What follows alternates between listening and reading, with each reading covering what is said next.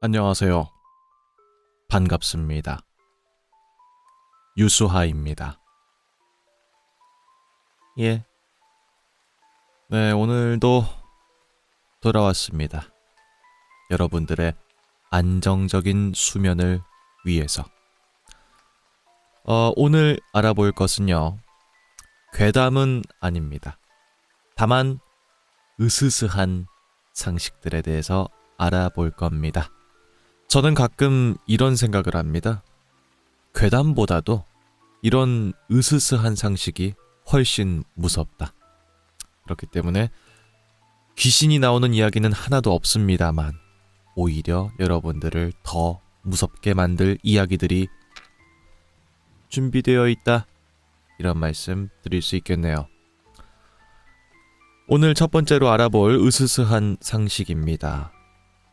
전쟁을 치르고 난 뒤 남자아이가 더 많이 태어나게 되는 이유라고 합니다. 말이 돼? 그죠? 좀 이해가 안 되는데 성비가 결정되는 거랑 전쟁이랑은 큰 상관이 없을 것 같은데도 이 말은 유의미한 연관이 있다는 거죠. 과연 어떤 이야기일지 지금부터 알아보도록 하겠습니다. 예. 네, 지금 여러분들께서 보고 계시는 이 사이트는 위키피디아 영문 문서입니다. 여기에 Returning Soldier Effect라고 하는 문서가 있는데요. 근데 말이 좀 이상한데 결국 뭐냐, 전쟁에서 돌아온 병사, 그것 때문에 생기는 효과라는 겁니다. 전쟁 직후에 더 많은 남자아이가 태어난다는 것을 암시하는 현상입니다. 이 효과는 인간의 성비에 영향을 미치는 여러 요인 중에 하나로 손꼽히고 있습니다. 특히 두 차례의 세계대전 직후에 전 세계적으로 두드러지게 되었습니다. 이 현상은 1883년 예나 대학교의 칼 뒤징이라고 하는 사람이 처음 발견했습니다. 라고 해서 이제 최근에 있었던 아주 큰 전쟁, 이제 세계대전 있잖아요. 그 두 차례의 전쟁 직후에 남자아이가 더 많이 태어나는 사회적인 현상이 있었다는 거예요. 근데 정확히 어떤 이유 때문인지가 궁금하지 않습니까? 그죠? 그걸 좀 더 알아봐야 될 것 같아요. 자, 지금 보고 계시는 이 사이트는 BBC 뉴스의 홈페이지입니다. 특정 해에 남자아이가 더 많이 태어나는 이유는 무엇일까에 대한 기사입니다. 20세기 중에서 남학생과 여학생의 비율 차이가 가장 컸던 시기는 1973년에서 74년이었다고 합니다. 1970년대 잉글랜드와 웨일즈에서는 대규모의 파업, 그리고 치솟는 인플레이션, 산업 혼란 속에서 남아 출생률이 여아 출생률보다 훨씬 높았습니다. 하지만 오랫동안 그 이유는 완전히 미스터리였죠. 2022년에 세상을 떠난 통계학자였던 빌 제임스는 왜 어떤 사람들은 남자아이를 더 많이 낳고 왜 또 어떤 다른 사람들은 여자아이를 더 많이 낳는지를 이해하는 것을 자신의 사명으로 삼아왔습니다. 그는 유니버시티 칼리지 런던에서 명예교수로 임명돼서 수십 년 동안 놀라운 집중력을 발휘해서 그 해답을 찾아내게 됩니다. 빌 제임스는 전쟁 후에 왜 남자아이가 더 많이 태어나는지에 대한 질문에 대해서 설득력 있는 가설을 세웠습니다.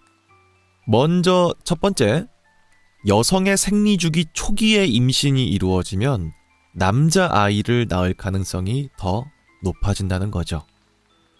빌 제임스는 여성이 생리주기 동안에 아들이나 딸을 가질 확률이 아주 약간씩 변한다는 것을 관찰했습니다. 만약에 생리주기 기간 동안에 일찍 임신을 하게 됐으면 남자아이를 낳을 확률이 약간 더 높았습니다. 이 이론에 따르면 많은 사람들이 성관계를 더 자주 갖는 시기, 예를 들어서 남성들이 전쟁에서 막 돌아온 시기에는 여성들이 더 일찍 임신할 가능성이 높아지기 때문에 남자아이가 더 많이 태어난다는 것입니다. 물론 이게 개인의 차원에서는 차이가 아주 미미해서 큰 의미가 없을 수 있겠습니다만 세계대전은 아주 이례적인 상황이었죠. 모두가 한꺼번에 성관계를 갖지 못하다가 전쟁이 끝난 다음에 한꺼번에 많이 갖게 됐어. 그러다 보니까 남자아이의 출산율이 여자아이보다 훨씬 더 높아지는 사회적 현상으로 연결되게 되었다. 이런 말입니다. 그러니까 이제 정리를 좀 해보자면은 이제 생리 주기 초기쯤에 임신을 하게 되면은 이제 호르몬이나 뭐 산성 농도 이런 것들 때문에 남자아이가 태어날 확률이 더 높은데 성관계를 자주 많이 갖게 되면 아마 이제 생리 주기에 대한 생각 없이 성관계를 갖다 보면 빨리 임신을 하게 될 확률이 높겠죠? 그러다 보니까 남자아이가 그 시기에 특히나 많이 태어났다라고 하는 가설을 세운 건데 상당히 설득력이 있다는 거고요. 근데 이례적인 일도 있었습니다. 1973년 그리고 74년이죠. 아까 처음에 나왔던 그건데 이때는 전쟁 시기가 아니었어. 그죠? 전쟁이 끝난 다음이란 말이에요. 근데도 불구하고 남자아이의 태어나는 그 비율이 여자아이보다 훨씬 높았다는 건데 다음과 같은 이유 때문입니다.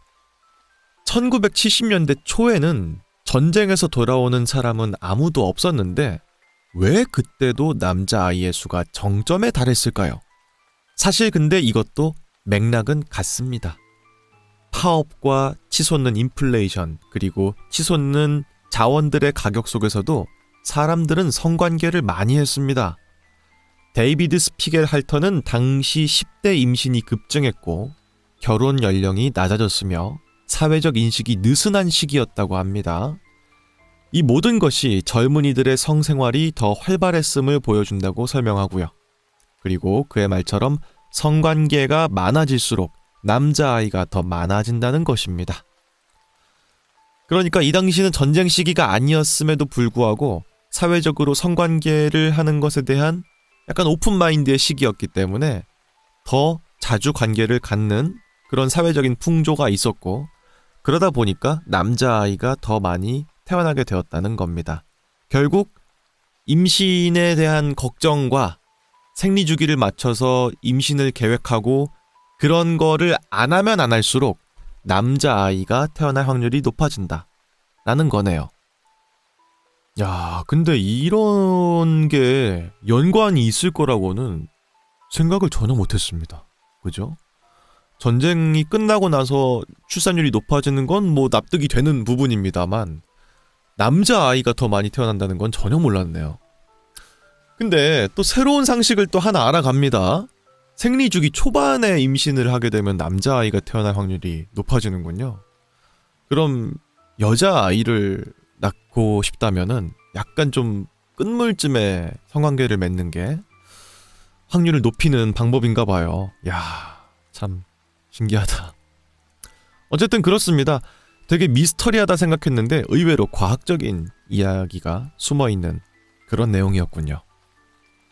자, 그리고 오늘의 두 번째로 알아볼 으스스한 상식입니다.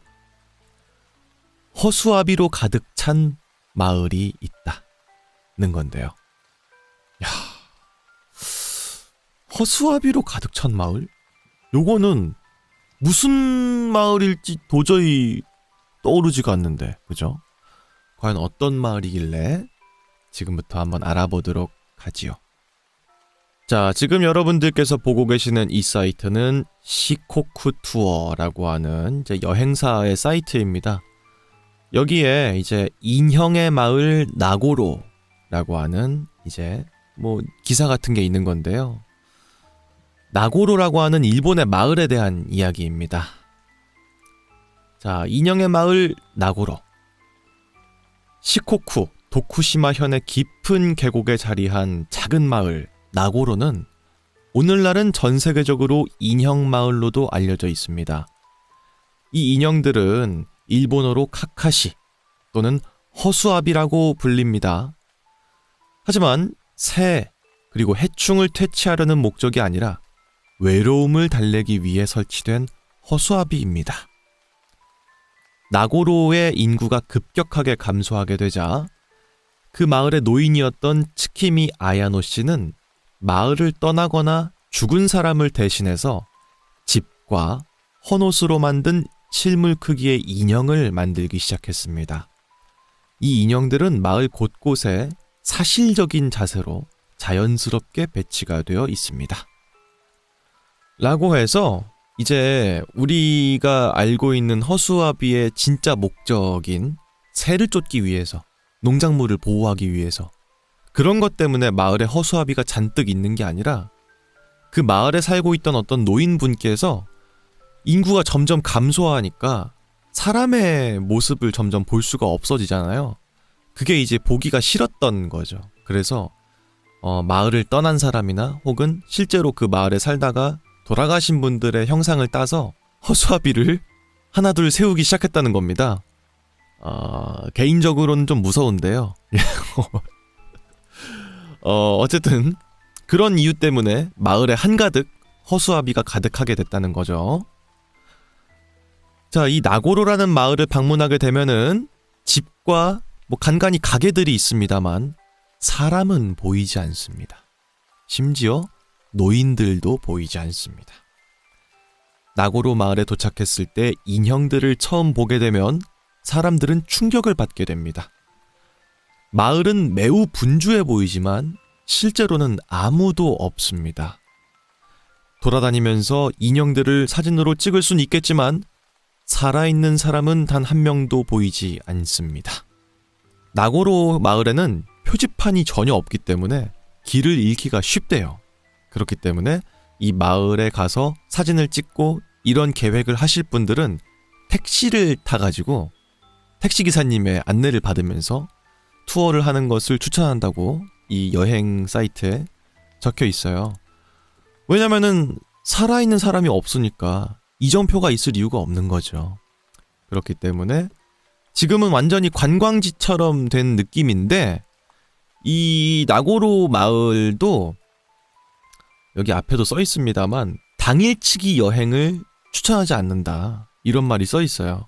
왜냐면 너무 외진 곳에 있고 잘 곳도 마땅치 않다는 거지. 왜냐? 사람이 없으니까. 그래가지고 장거리 운전을 할 가치가 없습니다 라고도 말을 하고 있어요. 이것만을 보기 위해서 이 마을에 가는 건 추천하지 않는다라고 여행사에서도 말을 하고 있는 거죠. 자, 어떤 식이냐? 이런 식입니다. 사진을 좀 보시면 아실 수 있을 거예요. 소리만 듣는 분들도 지금만큼은 화면을 좀 봐주십시오. 마을 곳곳에 돌아가신 노인분들의 모습을 따서 허수아비를 이렇게 세워놓은 겁니다. 그렇기 때문에 얼핏 봤을 때는 사람들이 다 있는 것처럼 보이는 마을인데 가까이서 보면 사람이 단 한 명도 없는 그런 마을이라는 겁니다. 자, 대충 이런 식이라고도 하네요.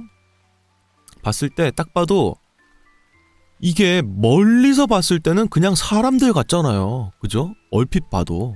그러니까 상당히 분주하고 가득 차 보이는데 사실은 전부 사람이 아니라는 것도 상당히 으스스한 부분이지만, 두 번째로 으스스한 포인트는 사실 저한테는 그래요. 이 허수아비가 결국 돌아가신 분들의 모습을 따서 만들었다는 겁니다.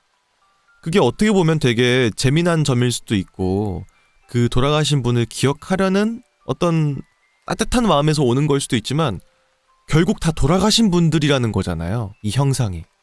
그게 저한텐 조금 무섭게 와닿는 부분들도 있는 것 같아요. 개인적으로 저는 이거를 보면서 떠오르는 게임이 하나 있습니다. 제가 예전에 소개해드린 적이 있는데 바로 닌텐도 DS로 출시됐던 레이튼 교수와 이상한 마을이라고 하는 게임입니다. 그게 좀 떠오르는데 스포일러가 있습니다만 한 10몇 년 전 게임이니까 좀 양해를 해주십시오. 고고학자인 이제 허셜 레이튼 그리고 그의 조수인 루크가 어떤 마을에 초대를 받게 돼서 그 마을에 가서 수수께끼를 푸는 내용이에요. 근데 결국 그 수수께끼를 풀기 위해서는 어떤 마을에 갔어야 됐거든요. 그 마을엔 사람들이 막 분주하게 움직이고 막 나름대로 뭔가 생활을 영위하고 있는 사람들로 가득 찬 마을이었어요. 근데 요상하게도 그 마을 사람들이 수수께끼를 엄청 좋아하는 거야. 뭐만 해도 계속 질문을 하고 수수께끼를 계속 내. 그래서 웬만한 사람들은 그 마을에서 뭔가를 알아내거나 하는 것 자체가 불가능한 거였던 거죠. 근데 고고학자였던 레이튼 교수는 뭐 지식이 많은 사람이니까 수수께끼를 다 풀어갔겠죠. 그러면서 마을의 비밀을 하나하나 밝혀나가게 되는데 사실은 어떤 큰 가문에 손녀딸이 있었어요. 손녀딸이 있었는데 이 가문 사람들이 다 늙고 이래서 죽게 되게 된 거예요. 손녀만 남게 된 거죠. 그러니까. 근데 맡길 사람이 없잖아. 그러니까 너무 마음이 편치가 않은 거야. 이 험한 세상에 우리 손녀딸이 어떻게 살아남을 수 있을까? 이 손녀딸을 맡길 수 있을 만한 사람이 있으면 참 좋겠다. 그런 생각이 든 거죠. 그래가지고 어떤 한 수수께끼를 낸 겁니다. 이 마을에 어떤 보물이 숨겨져 있는데 그 보물이 어떤 것인지를 알게 되는 사람에게는 그 보물을 다 주겠다. 이런 식으로 수수께끼를 낸 거죠. 근데 이 소녀를 누군가한테 맡기기 전까지는 보호를 해야 된다. 어떤 방식으로? 이 마을 사람들을 전부 기계로 만드는 거야. 전부. 그래서 죽지 않고 늙지도 않고 계속 소녀딸을 보호할 수 있는 그런 상태로 마을을 만들어버린 거죠. 그래서 그 마을에는 정말 분주해 보이지만 실제로 살아있는 사람은 딱 2명밖에 없었어. 한 명은 손녀딸, 한 명은 그 기계를 관리하는 수리공. 그래서 겉으로 보기엔 분주해 보이는 마을이었지만 사실 그 안에 살아있는 사람은 딱 2뿐이었다는 점에서 상당히 으스스한 점이 있는 게임이고요. 애들 하라고 만든 게임인지 저는 지금도 모르겠거든요. 어쨌든 그런 게임인데 이 나고로 마을을 보니까 그 게임이랑 좀 비슷한 게 많이 느껴져서 어쩌면 레이튼 교수와 이상한 마을이라고 하는 그 게임이 나고로 마을을 모티브로 만들었을지도 모르겠다라는 생각이 들기도 하네요. 어쨌든 뭐가 됐든 간에 사람이 전혀 없는 마을이고 근데 사람과 유사한 뭔가는 가득 차 있고 그런 게 으스스하게 다가오는 건 분명한 것 같습니다. 그리고 다음 3번째 오늘 알아볼 으스스한 상식도 있습니다. 사이코패스는 낮보다는 밤을 선호하는 경향이 있다는 건데요. 글쎄 일단 얼핏 봤을 때는 납득이 되죠. 네. 뭔가 낮보다는 밤에 뭔가 음습할 때 활동하려는 걸 더 좋아하는 느낌이 범죄 관련된 사람들이거나 혹은 반사회적인 사람들이 더 그런 경향이 있을 수 있으니까 일단 납득은 됩니다. 다만 어떤 이유에서인지는 지금부터 좀 알아봐야 될 것 같네요. 자, 지금 여러분들께서 보고 계시는 이 사이트는 Psychology Today라고 하는 뉴스 사이트입니다. 나쁜 사람들이 어둠 속에서 뭔가 음습한 짓을 한다는 흔한 생각이 있습니다. 밤에 혼자 거리를 걸으면 걸음이 조금 더 빨라지고 감각도 더 예민해지기 마련이지요. 우리는 다른 동물들처럼 포식자들이 밤에 사냥하는 것을 더 좋아한다고들 생각합니다. 그런데 이 가정에 어느 정도 진실이 있는 것으로 밝혀졌습니다. 한 연구에 따르면 사람들은 아침이 될수록 더 윤리적으로 바뀌고요. 오후가 될수록 비윤리적인 행동을 할 가능성이 높다. 또 다른 실험에서는 사람들이 밝은 공간보다 어두운 공간에서 비윤리적인 행동을 더 많이 한다는 것을 발견했습니다. 이 2가지 연구는 흥미로운 의문을 제기합니다. 과연 밤을 선호하는 사람들은 본질적으로 부도덕한 사람들일까요? 우선 적어도 어둠의 3요소라고 불리는 연구를 살펴보면은 그 정답은 맞습니다 인 것 같네요. 어둠의 3요소는 인간의 최악의 행동과 관련된 3가지 성격 특성을 부르는 것입니다. 여기에는 이것들이 포함되는데요. 첫 번째로 자기애, 두 번째로 마키아벨리즘, 세 번째로 정신병질, 이 3가지입니다. 근데 사이코패스로 분류되는 사람들은 이 3가지 특성 모두에서 높은 점수를 받는 경향이 있습니다. 이 어둠의 3요소의 특성을 가진 사람들은 냉담하고 교활하며 자신의 이익을 위해서 사실상 무엇이든 하려고 하는 경향이 있습니다.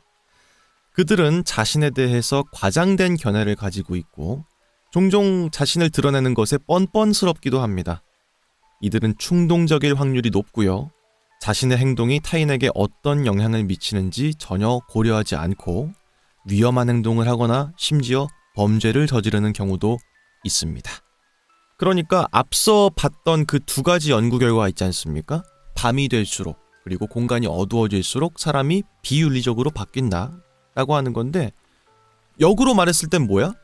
결국은 어두워졌을 때, 밤이 됐을 때 사이코패스가 더 활발하게 움직일 확률이 높다는 거죠. 야, 이거를 일단 봤을 때 뭐 언뜻 이해가 되긴 하거든요. 그죠? 근데 정확히 왜 그렇게 된 걸까에 대한 이유가 좀 궁금하잖아요. 그 이유는 아래에 나와 있습니다. 연구진들은 이것이 인간의 진화와 관련이 있다고 추측하고 있습니다. 그들은 가장 어두운 어둠의 3요소의 특성이 높은 사람들은 밤이 가장 좋은 시간대이기 때문에 서서히 야행성 인간으로 진화하는 경향이 있었을 것이라고 주장합니다. 그들의 데이터에 따르면 일찍 일어나는 사람들은 사회에서 경찰처럼 바르고 올바른 행동을 했을 가능성이 더 높다는 것을 시사하고요. 이런 도덕적으로 올바른 사람들은 결국 낮에 활동을 주로 하기 때문에 도덕적으로 올바르지 않은 사람들은 그런 도덕적인 사람들이 없는 시간대인 밤에 활동하는 습성을 갖게 되었을 확률이 높고, 그대로 쭉 진화를 해왔다면 사이코패스가 유난히도 밤에 잘 활동을 하게 되는 어떤 계기가 됐을 수 있다라고 하는 가설입니다. 예. 이 연구는 실험적인 연구가 아니라 상관관계의 연구이고요. 인과관계 자체는 추론을 할 수가 없다는 거죠. 그렇기 때문에 밤에 활동한다고 해서 다 사이코패스는 아니고 낮에 활동하는 사람도 있겠지만은 기본적으로 아침형 인간이다, 저녁형 인간이다, 이 두 가지를 딱 놓고 봤을 때 아마도 저녁형 인간이라면 조금 더 반사회적이고 부도덕한 사람일지도 모른다, 그런 특성을 더 많이 갖고 있을 수 있다 라고 하는 내용이네요. 글쎄, 이게 뭐 실험 결과 뭐 이런 것들도 있지만 이게 나름 이 분야에 대해서 전혀 모르는 저도 그냥 납득이 대충 되지 않나요? 그죠? 아무래도 낮 시간대에 더 도덕적으로 올바르고 이런 사람들이 더 뭉쳐있을 확률이 높고, 왜냐면 낮에는 활동을 많이 해야 되니까 회사에 출근을 하고 밖에 나가서 사람들을 만나고 그러다 보면은 당연히 사회적인 어떤 규범을 잘 지켜야 되잖아요. 근데 그런 걸 싫어하는 사람들은 그 시간대에 밖에 잘 안 나가려고 할 거고, 그들이 다 잠들었을 시간대인 밤에야 비로소 그들이 나와서 움직일 텐데, 그러다 보면은 밤에 사이코패스적인 특성을 갖고 있는 사람들이 많이 활동할 수 있겠다, 이런 생각은 드니까요. 뭐가 됐든 간에 저도 사실 상당히 밤에 활동하는 걸 좋아하는 사람인데 사이코패스 아닌데 참, 이러니까 이 연구도 말을 하고 있잖아요. 이 인과관계에 대한 추론일 뿐 이게 팩트는 아니다, 다만 그럴 확률은 높다라고 하는 거죠. 이걸로 근데 사람을 단정지어서는 안 되겠죠. 네. 그리고 이어서 다음 이야기도 있습니다. 가짜 미소를 지으면 안 되는 이유라고 하는데, 그래요? 이건 전혀 몰랐는데? 제가 서비스 업종에서 일을 꽤 오래 해왔는데 그러다 보면 어쩔 수 없이 가짜 미소를 많이 짓게 되거든요. 근데 이제 안 된다고 하는 건 또 처음 들었는데 어떤 이유에서인지 지금 좀 같이 한번 보도록 하지요. 지금 여러분들께서 보고 계시는 이 사이트는 어떤 블로그인데요. 근데 클라우디아 웰치라고 하는 이제 미국의 박사님의 블로그예요. 근데 이분은 동양의학 이런 쪽으로 좀 관심이 있으신 분인 것 같은데 다 팩트는 아닐 수도 있습니다. 하지만 박사님의 의견이니까 한번 천천히 보도록 하죠. 자, 2011년 뉴욕타임즈는 가짜 감정과 진짜 감정에 대한 결론을 도출한 연구를 보도했는데요. 가짜 미소가 기분에 좋지 않은 영향을 미치는 것으로 드러났습니다. 특히 만약에 여성일 경우라면 더 심하게 발현될 수 있고요. 이 실험 결과는 버스 운전사 58명을 토대로 연구를 진행하게 돼서 도출된 결론인 건데요. 버스 운전하시는 분들은 하루에도 정말 수백 명 가까운 승객분들을 태워야 하다 보니까 탑승하실 때마다 아이고 안녕하세요, 아이고 어서 오십시오 이렇게 이제 웃으면서 이제 반겨주시잖아요. 그러다 보니까 다른 누구보다도 가짜 미소를 많이 지으실 분들이란 말이죠. 그런 분들을 통해서 연구를 하게 된 겁니다. 그런 운전자들을 면밀하게 추적한 결과 연구진은 억지로 미소를 지은 날에는 피험자들의 기분이 실제로 악화가 되고 업무에서 약간 멀리 물러나려고 하는 경향을 보였다는 사실을 발견했습니다. 하지만 운전자들이 적극적으로 즐거운 생각과 기억을 떠올렸을 때 실제로 미소를 짓지는 않더라도 속으로만 그런 생각을 많이 했더라도 기분이 좋아지고 생산성이 향상되는 것을 볼 수 있었다고 합니다. 그렇기 때문에 이 박사님은 가짜로 미소를 짓지 말라라고 경고를 하고 있어요. 근데 이게 사실 뭐 연구 결과랑 뭐 연결되는 건 아니지만 제가 이제 말씀드렸다시피 전 지금도 바리스타로 카페에서 일을 하고 있는데 다른 카페들은 억지로 미소까지 지을 일은 별로 없는데 저는 이제 미군 부대에 있는 카페에서 일을 하고 있잖아요. 그러다 보니까 알게 된 건데요. 미국 분들은 사회적인 어떤 스테이터스를 약간 좀 항상 유지하려고 하는 경향이 있는 것 같아요. 그래서 진짜 완전 무표정인 사람도 주문을 내가 받아야 될 때가 오면은 억지로 웃어요. 네. 그리고 주문 다 끝나고 가게 되면은 바로 웃음이 딱 풀려요. 그렇기 때문에 사람을 봤을 때 되게 어떻게 보면 예의를 지키기 위해서 나름대로 노력하는 건데 뭐가 됐든 가짜로 미소를 짓는 일들이 많더라고요. 미국 분들은. 근데 그런 분들이 그렇게 노력을 하니까 나도 미소를 안 지을 수가 없잖아. 그래서 지난 1년 동안 가짜 미소를 되게 많이 지었는데 솔직히 저도 좀 느꼈던 것 같아요. 이런 부분들을. 약간 억지로 내가 뭔가 더 지어내고 있다. 표정 같은 걸. 남들을 속이고 있다? 이런 생각도 들기도 하고 그러다 보니까 오히려 내가 더 즐겁지 않아지는 것 같아. 가짜인 걸 내가 자꾸 드러내고 내세우려다 보니까 내세우면 내세울수록 내 마음은 더 아니라는 걸 잘 알잖아요, 제가. 그래서 그런지 더 안 좋았던 것 같아요, 실제로도. 여튼간에 오늘도 정말 많은 서비스 업종에서 일하시는 분들은 가짜 미소를 지었을 텐데 그게 영 좋지만은 않다는 거죠. 아휴, 근데 뭐 이거 우리가 뭐 짓고 싶어서 가짜 미소를 짓나? 예? 회사 방침이 그렇고 웃으라고 하고 매출도 올려야 되고 그러다 보니까 웃는 건데 뭐가 됐든 간에 저는 타개할 방법은 하나뿐인 것 같아요. 진짜 진심 어린 마음으로 내가 최대한 긍정적인 마음 가지면서 가짜 미소지만 약간 진짜 미소도 섞여있는 그런 미소를 짓는 게 유일한 해결법이 아닐까 하는 생각이 들기도 하네요. 여튼간에 그런 약간 씁쓸해지는 이야기였습니다. 그리고 이어서 오늘의 다음 으스스한 상식도 있습니다. 눈에 치아를 이식하는 수술. 그러니까 안구에다가 치아를 이식한다는 거죠. Oh my god. Oh my god. 과연 어떤 수술일지 감이 안 오는데 한번 알아보도록 하죠. 네, 지금 여러분들께서 보고 계시는 이 사이트는 코메디.com인데요. 코미디가 아니라 아마 코리안 메디컬 뭐 이런 약자인 것 같습니다. 여기에 나와 있는 기사입니다. 눈에는 치아를 이식해서 장님이 눈을 떴다 라고 하는 기사인데 조금 옛날 기사거든요. 2009년 거. 그래서 확실한 정보는 아닐 수 있다는 거 미리 말씀드리고요. 이에는 눈에는 눈이라더니 이번에는 이가 눈을 도와서 눈을 뜨게 만드는 기적이 일어났습니다. 사고로 왼쪽 눈을 잃고 오른쪽 눈은 시력이 상실돼서 8년 동안 장님으로 살아왔던 영국의 한 남성이 자신의 치아를 눈에 이식하는 수술로 시력을 회복했기 때문입니다.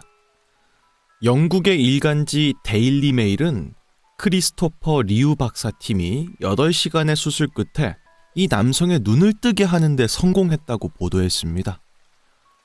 건축업자였던 마틴 존스 씨는 8년 전에 일을 하다가 뜨거운 알루미늄 통이 터지면서 그만 왼쪽 눈을 잃고 오른쪽 눈은 남아있었지만 앞을 볼 수는 없게 되었습니다. 그러나 리우 박사팀의 새로운 수술법으로 그는 눈을 뜨게 되었습니다.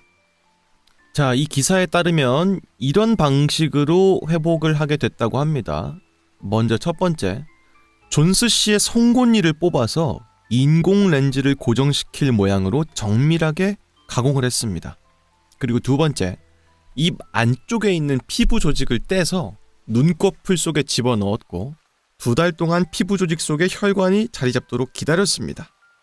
다음 세 번째, 인공 렌즈와 송곳니 고정장치 구조물을 눈구멍 속으로 넣어주면서 2달 전에 이식했던 인공 각막 피부 조직의 양쪽 끝을 감싸서 이 구조물을 잡아주었습니다.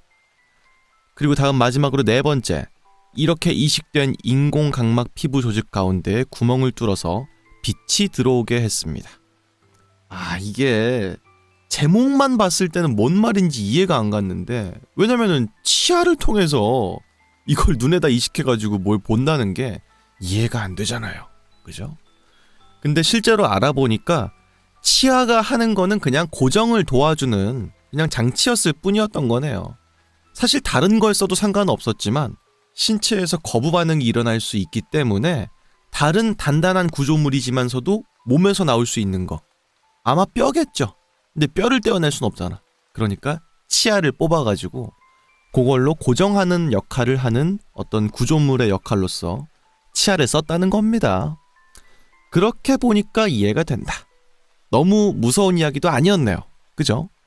아마도 송곳니를 뽑아서 가공을 했을 때 이걸 치아라고 볼 수도 없을 정도로 아주 작고 미묘하게 깎아 놨을 거니까 그다지 우리가 생각하는 이미지 있잖아요. 치아가 눈에 박혀있는 그런 건 전혀 아닐 것 같아요. 다만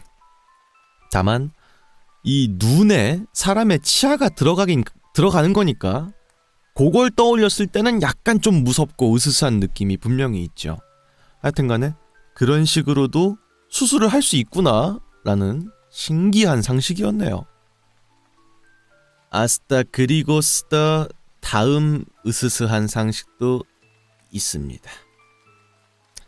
당신은 길거리에서 살인마의 곁을 이미 스쳐 지나갔을 확률이 높다.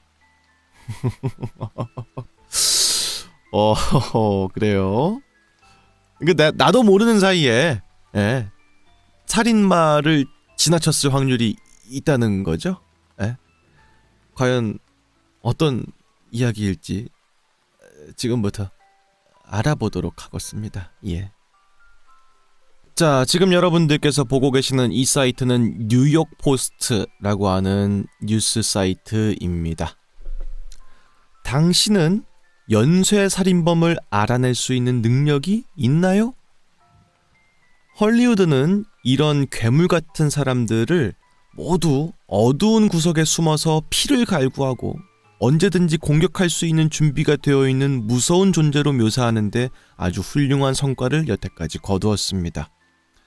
하지만 이런 캐릭터들은 영화 속의 인물이란 사실에서 위안을 얻을 수 있습니다. 이런 캐릭터들은 모두 우리에게 스릴을 주기 위해서 만들어낸 가상의 캐릭터들일 뿐이기 때문이지요. 하지만 우리 가운데에서 실제로 걸어다니는 현실 속의 괴물, 살인마를 떠올려 봤을 때는 화면 밖에 있는 현실이 얼마나 우리를 불안하게 만드는지 깨닫게 됩니다. 평균적인 사람은 평생 동안 자신도 모르는 사이 36명 정도의 살인범을 그냥 지나칠 수도 있다. 라고 말합니다. 아, 그래요? 요건 또 몰랐네? 그러니까 미디어 속에서는 되게 무섭게 묘사를 하기 때문에 당연히 위험한 사람, 저놈 저거 피해야 되는 놈, 요렇게 우리가 알 수밖에 없잖아. 근데 그거는 영화니까 그렇게 묘사하는 것일 뿐, 현실 속에 있는 정말 무서운 사람들은 그런 겉에서 티가 안 난다는 거죠. 그러다 보니까 실제로 우리가 살인마를 지나치게 됐을 때도 못 알아볼 것이다. 그거에 대한 내용인 거죠. 버스에서 어깨를 부딪힌 낯선 사람, 혹은 커피를 사기 위해서 줄을 서 있는 사람, 혹은 비행기에서 옆에 앉은 승객을 한번 떠올려 보세요. 그 중에 한 명이 아직 잡히지 않은 잔혹한 연쇄살인범일 수 있을까요? 사실 우리 중 대부분은 전혀 알 수 없을 것입니다. 저널리스트였던 낸시 글래스는 미국의 연쇄살인범 제프리 다머를 비롯해서 다른 여러 유명 살인범과 범죄자들을 인터뷰한 것으로 유명한 기자입니다. 그에 대해서 가장 놀라운 점은 그 악한 사람들이 오히려 평범했다는 것입니다. 그녀는 더 선에서 다머, 이 제프리 다머, 연쇄살인범이요, 이 사람에 대한 첫인상은 그가 너무 평범해 보이는 사람이었다 라는 거였다는 거죠. 이 사람이에요. 이 사람 딱 봤을 때 아주 잔혹한 그런 사람일 거란 생각이 전혀 안 든다는 거죠. 제프리 다머는 밀워키의 식인종, 혹은 밀워키의 괴물이라고도 알려져 있는 범죄자입니다. 그래서 이런 걸 봤을 때 누구나 이런 끔찍한 범죄를 저지를 수 있다는 생각을 들게 만들었다. 만약에 이 사람이 그냥 누가 봐도 미친 사람처럼 생겼고 미친 사람처럼 행동했으면 딱 봐도 우리가 무서워했겠지만, 더 무서운 것은 이 사람이 우리랑 똑같이 평범하게 생겼다는 거죠. 이 제프리 다머라고 하는 범죄자는 1978년부터 1991년 사이에 17명의 남성을 살해하고 성범죄를 한 그런 성범죄자이기도 했습니다. 낸시라고 하는 그 기자는 이 사람을 봤을 때 매력적이진 않았지만 그냥 엄청 평범했다는 거죠. 그렇기 때문에 인파들 사이에 이 사람이 만약에 숨어 있었을 때 전혀 이 사람을 살인자라고 지목할 수 없었을 것이다 라고도 덧붙였다고 합니다. 그렇기 때문에 겉모습만으로는 절대 이 사람이 범죄자인지 아닌지를 판단할 수가 없다는 거고, 그걸 이제 미루어 봤을 때 우리도 일상적인 생활을 했을 때 그 뒤에서는 아주 무서운 짓을 저지른 사람이 내 눈 바로 앞에 있더라도 알아차릴 수가 없을 것이다 라는 거죠. 다만 이런 연쇄살인범들은 5가지 공통되는 특징을 갖고 있다고 합니다. 먼저 첫 번째로는 권력에 대한 강력한 애착을 갖고 있다라고 하는 거죠. 심지어는 그가 경찰에 잡혀서 더 이상 뭘 할 수 없는 상태임에도 불구하고 권력을 자기 쪽에서 갖고자 하는 그런 욕망을 갖고 있다. 그렇기 때문에 주변 사람들을 어떤 방식으로든지 통제하려고 하는 의도를 가지고 있고요. 상황에 대한 지배력을 유지하고 주목을 끌고 왜곡된 권위감을 주장하기 위해서 중요한 정보의 일부를 숨기기도 한다 라고 합니다. 이거는 그 표창원님이신가? 그 프로파일러 그분 있잖아요. 그분께서도 말씀하셨던 것 같은데, 이런 사이코패스들은 굉장히 잡혔을 때도 당당하고 전혀 누그러지거나 죄를 뉘우치려는 모습을 전혀 안 보인다는 거예요. 오히려 자기를 신문하러 들어오는 형사나 이런 사람들한테도 기싸움을 벌여서 자기 쪽에서 더 우월감을, 어떤 지위적인 우월감을 가지려고 노력하는 특징을 갖고 있다고 하시더라고요. 그게 첫 번째 특징이고요. 두 번째 특징도 있습니다. 바로 그들이 능숙한 조종자라는 것입니다. 세계에서 가장 악명 높은 연쇄살인범 중 일부는 주변 사람들을 조종해서 거짓된 모습을 보여주기 위해서 올바른 모습을 굉장히 잘 보여주는 무서운 능력을 갖고 있다는 겁니다. 그렇기 때문에 연쇄살인범들은 대개 엄청난 자기애주의자고요. 종종 자신의 범죄를 자랑하는 것도 좋아하기도 합니다. 또한 매우 매력적이고 호감 가는 사람처럼 보일 수도 있습니다. 라는 거지. 자기가 겉으로는 굉장히 악한 것들을 하지 않는 사람처럼 보이는 게 어떤 모습인지 정확히 알고 있기 때문에 언뜻 봤을 땐 되게 매력적으로 보일 수도 있다는 거죠. 그만큼 상대방의 심리를 잘 파악한다는 거죠. 사회적인 니즈도 잘 파악을 하고. 하지만 그 무엇보다도 무서운 것은 앞서 언급했던 것처럼 역사상 최악의 범죄자 중의 일부는 완전히 정상적인 사람처럼 보일 수도 있다는 것이었습니다. 게다가 많은 연쇄살인범 중에 일부는 딱 그냥 봤을 때는 지역사회에서 굉장히 중요한 사람처럼 보이기도 한다 라고 덧붙이기도 했대요. 그들이 취하는 이러한 전략 덕분에 많은 사람들이 비밀리에 수많은 비정상적인 행위를 저지르는데 성공했다 라고도 말했다고 합니다. 그렇기 때문에 진짜 좀 다시 생각해 보게 되는 느낌이 있네요. 내 주변에 있는 사람들도 사실은 뭐 저도 그렇습니다만 겉에 보이는 모습이 다 속모습과 같진 않잖아요. 예, 누구든지 간에. 그렇기 때문에 그거에 대해서 더 기민하고 잘 이용하는 사람일수록 사이코패스이거나 아주 안 좋은 범죄자의 확률이 있을 수 있다는 점에서는 사람의 겉모습만으로 모든 걸 판단해선 절대 안 된다라는 생각을 다시 한번 좀 하게 되고요. 특히 이제 미국 쪽에서는 더 이런 거에 대한 교육 같은 것들을 많이 하려는 것 같던데, 특히 아이들한테 교육을 좀 단단히 시키는 것 같더라고요. 유튜브나 이런 데에서 자녀 교육하는 분들을 가끔 보면은 우리나라는 사실 우리나라는 아이들한테 그런 말을 하잖아. 야, 수아야, 너 모르는 아저씨가 무서운 아저씨가 와가지고 아이스크림 사줄 테니까 따라와 하면은 따라갈 거야 안 따라갈 거야, 뭐 이런 식으로 아이들한테 물어보는 경우가 많잖아요. 근데 미국 쪽은 그렇게 물어보지 않더라고요. 그냥 누구든지 악인이 될 수 있다. 누구든. 그리고 그 악인은 매우 평범한 생김새를 갖고 있을 확률이 높다. 그걸 좀 위주로 말하는 것 같더라고요. 그러니까 이제 그 두 가지가 비슷해 보이는데, 우리나라의 경우에는 악인이라면 어떤 되게 무섭게 생긴 낯선 뭐 이런 느낌일 거라는 걸 강조해서 딱 봐도 나쁜 사람인 걸 겉으로 알 수 있을 것이다 라는 걸 가정으로 하고 있는 것 같고, 미국 쪽의 경우에는 그냥 평범할 것이다, 전혀 나쁜 사람처럼 보이지 않을 것이다, 그걸 가정하고 아이들한테 교육하는 것처럼 보이더라고요. 뭐가 됐든 간에 악의 평범성이라는 말도 있지 않습니까?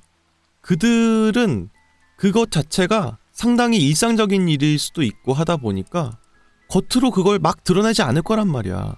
겉으로 막 칼 들고 다니겠습니까? 당연히 아니죠. 그러니까 이런 부분은 좀 진짜로 조심을 해야 될 것 같고, 남들을 겉으로 평가하는 거 그리고 함부로 믿는 거 이런 것들도 조금 덜 할 필요가 있어 보여요. 이런 말들을 드리거나 이런 마음들을 갖고 있을 때마다 사실 좀 마음은 좀 그래요. 사람이 사람을 믿고 살아야 되는 건데 남을 믿지 말라라고 하는 말을 하는 게 항상 기분이 좋지만은 않습니다. 다만 제가 뭐 도시전설들이나 실제 일어났던 사건들 이런 것들을 많이 여태까지 읽어드렸거든요. 전부 그냥 너무 사람을 믿기 때문에 벌어진 일들도 많았고 하다 보니까 남들을 다 믿지는 말아야 된다, 이런 생각을 개인적으로 하고 있습니다. 네, 안타깝게도. 에스타 그리고 이어서 다음 으스스한 상식입니다. 사람처럼 보이는 것에서 불쾌감이 느껴지는 이유라고 하는 이야기인데, 이건 뭔지 알 것 같아요. 이거는 아마도 불쾌한 골짜기라고 들어보셨을 텐데, 요즘에 AI 기술들이 발달하고 4차 산업혁명이 등장하면서 아무래도 인공지능이 인간만큼 혹은 인간을 이미 따라잡았거나 추월하고 있다. 뭐 이런 식의 느낌들의 뉴스 같은 게 매일매일 연이어서 보도가 되고 있지 않습니까? 그러다 보니까 당연히 AI를 사람의 모습을 이제 하게 해서 사회로 진출시키려는 많은 기업들의 모습이 보이는데 볼 때마다 미묘하게 기괴한 느낌이 들잖아요. 그게 바로 불쾌한 골짜기인 건데 정확하게 어떤 건지 한 번 더 알아보면 좋을 것 같죠? 지금부터 알아보겠습니다. 자, 지금 여러분들께서 보고 계시는 이 사이트는 위키피디아 한국의 문서 불쾌한 골짜기에 대한 문서 내용입니다. 불쾌한 골짜기 현상이라는 것은 인간이 로봇이나 인간이 아닌 것들에 대해 느끼는 감정에 관련된 로봇 공학 이론입니다. 이것은 1970년 일본의 로봇 공학자였던 모리 마사히로에 의해서 소개가 되었습니다마는 실은 에른스트 옌치의 1906년 논문에서 소개된 이 Das Unhabliche 죄송해요. 독일어여가지고 막 읽어봤습니다. 어쨌든 여기에 나오는 개념에 매우 의존하고 있다라고 합니다. 어쨌든 그게 무슨 이론이냐.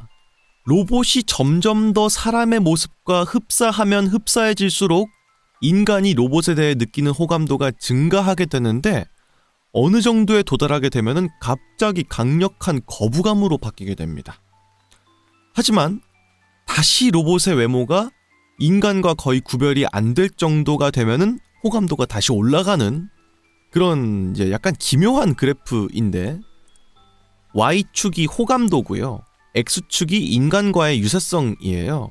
그러니까 오른쪽으로 가면 갈수록 사람이랑 닮은 것을 보여주는 거고 그리고 위로 올라가면 올라갈수록 호감도가 올라가는 걸 보여주는 도표인 건데요. 처음에는 쫙 올라가요. 인간이랑 닮았네. 좋다. 귀엽다 하다가 점점 인간이랑 거의 유사해질 때쯤 됐을 때 갑자기 확 떨어져. 그리고 더 닮아지면은 인간의 유사성이 더 높아지면은 호감도가 쫙 올라갑니다. 요게 바로 불쾌한 골짜기 구간에 대한 그래프인 겁니다. 되게 기묘하죠. 왜냐면은 대다수 그래프들은 선형적인 특징을 갖고 있고 비례하는 특징을 갖고 있잖아요. 그러니까 도표가 이렇게 확 꺾이다가 다시 올라가는 일들은 거의 보기가 어려운데 얘는 아주 유동적인 그래프를 보이는 걸 알 수가 있습니다. 자, 방금 말씀드린 이 그래프와 연관된 이론적 배경이 있습니다. 만약에 인간과 닮지 않은 개체의 경우에는 인간과 비슷한 특성들이 쉽게 드러나게 됩니다. 이런 인간적인 특성들로 인해서 호감도가 증가를 하게 되고요. 그러니까 예를 들어서 사람이랑 전혀 안 닮은 강아지 인형, 혹은 강아지, 이런 게 있을 수도 있잖아요? 근데 걔네가 약간 사람처럼 행동한다. 그러면은 호감도가 갑자기 확 올라가. 아유, 인간도 아닌 게 인간처럼 행동하네? 이러면서 확 올라가는 경향이 있어. 근데 이거랑 반대로 인간이랑 매우 닮게 생겼는데 인간처럼 행동을 안 해. 그러면은 이상하다? 왜 인간처럼 생겼는데 인간처럼 행동을 안 하지? 하는 생각이 들기 때문에 불쾌감이 확 느껴진다는 거죠. 그러니까 앞서 말씀드린 거는 인간처럼 안 생겼는데 인간처럼 행동을 한다. 그러면 동질감을 쉽게 느낀다는 거죠. 근데 인간처럼 생겼는데 인간이 아닌 것처럼 행동하면은 거기서 굉장한 이질감을 느끼면서 이상함을 쉽게 느낀다는 겁니다. 결론적으로 불쾌한 골짜기에 존재하는 로봇들은 인간과 흡사하게 생긴 로봇입니다만 정상인이 마치 정상적이지 않은 행동을 하는 것처럼 보이기 때문에 불쾌감을 느낀다는 것이죠. 근데 이것 말고 또 다른 가능성도 제시를 하고 있는데요. 병에 걸린 사람이나 시체들이 보이는 이상한 행동들이 휴머노이드 로봇에서도 발견되기 때문에 본능적으로 경계심이나 혐오감을 갖게 된다고 하는 주장도 있습니다. 이는 집단에 이롭지 못한 병자나 정신 이상자를 본능적으로 식별하고 배제하려는 수단으로 진화했을 가능성이 있다라고 하는 거죠. 그러니까 진화론적인 관점에서 봤을 때 사람처럼 생겼지만 사람이 아닌 것처럼 행동하는 사람은 약간 인간에게 해가 될 수 있는 존재다라는 게 유전적으로 박혀있기 때문에 그들을 꺼려하는 특성이 이 불쾌한 골짜기를 만들어냈다는 거죠. 근데 로봇들 중에서 사람처럼 생겼는데 프로그래밍이 완벽하지가 않아서 사람처럼 안 행동하는 애들이 언뜻 봤을 땐 정신 이상자처럼 보이기도 하고, 어떻게 보면 뭔가 병들어서 아파서 뭔가 나한테 병을 옮길 수도 있는 객체처럼 보이기도 하기 때문에 이 불쾌한 골짜기 구간이 생긴다는 겁니다. 그렇다면 이러한 것들을 해결하기 위해서 어떤 것들을 지켜야 될까? 다음과 같습니다. 우선 디자인의 경우에는 다음과 같은 부분들이 좀 필수적으로 따라줘야 되는데, 인간의 사실성에 대해서는 디자인 요소가 일치해야 합니다. 그러니까 인간과 인간이 아닌 요소가 섞여 있을 때 이상해 보인다는 거죠. 예를 들어서 사람처럼 생겼는데 목소리가 기계 목소리야. 누가 들어도 정말 저가형 TTS 목소리가 나. 그러면은 거기서 상당한 불쾌감을 느낀다는 거죠. 다음 두 번째로 외모, 행동, 그리고 능력을 일치시켜서 갈등과 불확실성을 줄여야 합니다. 그러니까 우리는 전자레인지를 보면서 얘네가 엄청난 뭔가를 해낼 것이다, 이런 생각 안 하잖아. 그냥 음식을 데워주겠다, 이런 생각은 하죠. 그러니까 기대를 안 하는 건데, 사람처럼 생겼으면 사람한테 느끼는 기대감을 얘한테도 느낀다는 거예요. 근데 얘가 사람만큼 뭘 못해. 그럼 거기서 이제 인지 부조화가 오면서 얘에 대한 불쾌감이 생긴다는 거니까, 사람처럼 만들었으면 사람처럼 행동하게끔 프로그래밍을 완벽하게 해내야 된다는 겁니다. 그걸 못할 거면 사람처럼 보이게 만들지 말든지. 그리고 다음 마지막으로 세 번째도 있는데요. 인간의 얼굴 비율과 포토 리얼리즘 텍스처가 함께 사용되어야 합니다 라는 건데요. 그러니까 이제 매력적이게 보이기 위해서 약간의 뭐랄까, 눈을 더 키우고 얼굴을 좀 작게 만들고, 이런 것들이 인간에게 호감도를 줄 것처럼 보이지만 사실 그런 자연적인 인체 비율을 손상시키면서 만든 로봇들은 이질적인 느낌을 주기 때문에 사람들에게 오히려 불쾌한 골짜기를 더 유발한다는 거죠. 요거에 대한 예시가 영화에도 두 가지가 있는데, 첫 번째부터 알아볼게요. 첫 번째로 알아볼 영화는 이겁니다. 폴라 익스프레스라고 하는 애니메이션이에요. 2004년도 작품이고요. 톰 행크스가 주연으로 나왔고요. 풀 3D로 만들어진 애니메이션이면서 감독은 로버트 저메키스입니다. 이분은 포레스트 검프와 캐스트어웨이 그리고 백투더 퓨처를 감독하신 감독님입니다. 이 두 거장이 만났으니 사람들이 야, 이건 초명작이겠다. 이게 재미없을 리가 없다, 이러면서 엄청나게 기대했는데, 이 영화가 상당한 불쾌한 골짜기로 유명했습니다. 이 보시면은 이런 것들이 상당히 진짜 같죠. 그죠? 전혀 이상하지 않아. 이상하지 않은데 미묘하게 이상해. 봐봐요. 그래픽이 나쁘다? 아니야, 그래픽 좋아. 진짜 같아, 사람 같아. 근데 미묘하게 사람 같지가 않거든. 이런 부분 때문에 상당히 무서움을 유래했다는 거죠. 불쾌한 골짜기를 유발했다는 겁니다.